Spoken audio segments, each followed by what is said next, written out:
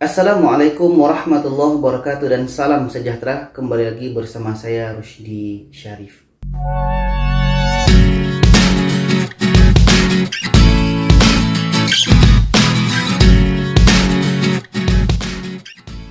Baiklah sahabat dan penonton sekalian, apa kabar? Semoga kita selalu sehat dan rezeki yang melimpah. Amin ya Allah ya Rabbal Alamin.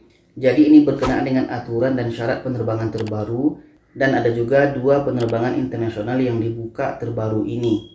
Jadi kita mulaikan dengan syarat penerbangan terbaru ini, karena bagi kita yang selalu mengadakan perjalanan ini atau yang akan mengadakan perjalanan ini, seharusnya harus tahu tentang update terbaru penerbangan terkini. Apalagi tentang syarat-syarat terbaru itu harus terupdate. Karena kalau kita selalu tahu update terbaru info penerbangan ini, langkah kita ketika kita dah terbang itu nanti akan mudah. Kita terbang dari luar negeri ke Indonesia atau dari Indonesia ke luar negeri, kita akan mudah. Jadi, apa syarat terbaru dari penerbangan itu? Yaitunya yang pertama, anak yang di bawah usia 12 tahun itu sudah bisa terbang. Kalau sebelum ini kan tidak bisa.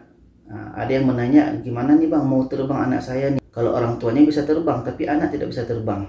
Sekarang ini mulai itu tanggal 24 Oktober, anak yang di bawah usianya 12 tahun itu sudah bisa terbang. Dengan syarat, syarat ini yang perlu kita tahu, yaitunya mesti harus didampingi oleh orang tuanya. Yang mana orang tuanya ini sudah menerima vaksin minimal dos pertama. Harus sudah menerima dos pertama. Dan yang kedua nanti harus menunjukkan KK, kartu keluarga. Ini syarat yang mesti disiapkan bagi kita yang terbang dengan anak yang umurnya di bawah 12 tahun. Dan juga seterusnya yang harus dipersiapkan adalah tes PCR 2 kali dalam 24 jam. Ya, ini memang menjadi satu kewajiban ya. Dan syarat yang seterusnya adalah mengisi EH. Mengisi EH ini apakah kita isi di aplikasi Peduli Lindungi atau nanti secara manual di kertas yang disediakan di bandara seperti itu. Dan berkenaan dengan penerbangan internasional yang dibuka, yaitunya kalau sebelum ini kan yang dibuka itu adalah Jakarta, Bandara Soekarno-Hatta, dan yang kedua yang di Manado Samratulangi. Dan yang baru-baru ini yang akan dibuka itu Kuala Namu Medan, yang awalnya akan dibuka tapi akhirnya tidak jadi. Dan ada 2 bandara terbaru yang dibuka, yaitunya bandara yang di Batam, yaitunya Bandar Udara Hang Nadim, dan juga bandara yang ada di Tanjung Pinang, Raja Haji Fisabilillah. Jadi 2 penerbangan internasional yang dibuka ini, yaitunya Hang Nadim di Batam dan Bandara Raja Haji Fisabilillah di Tanjung Pinang, itu ada kategorinya. Yang mana untuk bandara di Hang Nadim Batam ini itu adalah untuk penerbangan yang berjadwal.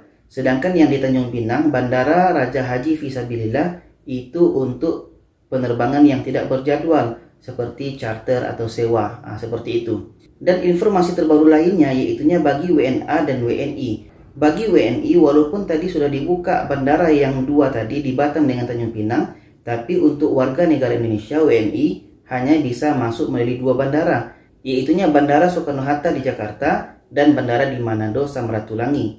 Hanya 2 ini jalur udara yang dibuka untuk WNI. Sedangkan untuk WNA yang dibuka adalah Bandara Ngurah Rai Bali yang pertama, dan yang kedua adalah bandara di Batam Hang Nadim, dan yang ketiga adalah bandara di Tanjung Pinang Raja Haji Fisabilillah. Sedangkan jalur laut bagi WNA yang pertama adalah pintu masuk Laut Bali, dan yang kedua yaitunya pintu masuk di Kepri. Apakah kita masuk dengan cruise atau kapal pesiar, atau kita masuk dengan menggunakan yacht atau kapal layar. Jadi itulah informasi terbaru terkini yang dikeluarkan oleh pemerintah kita. Mudah-mudahan kedepannya ini ada lagi bandara yang dibuka. Karena semakin hari case COVID di negara kita Indonesia sudah semakin turun.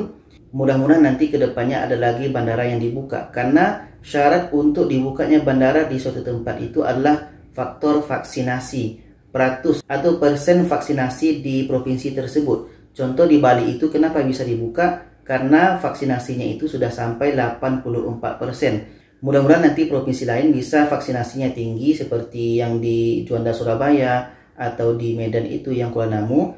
Mudah-mudahan bandara yang terletak di provinsi tersebut vaksinasinya sudah tinggi sehingga nanti bandara yang ada di provinsi tersebut bisa dibuka secepatnya. Jadi itulah informasi terkini, mudah-mudahan bisa kita pahami. Jangan lupa share ke media sosial lainnya. Terima kasih. Wassalamualaikum warahmatullahi wabarakatuh.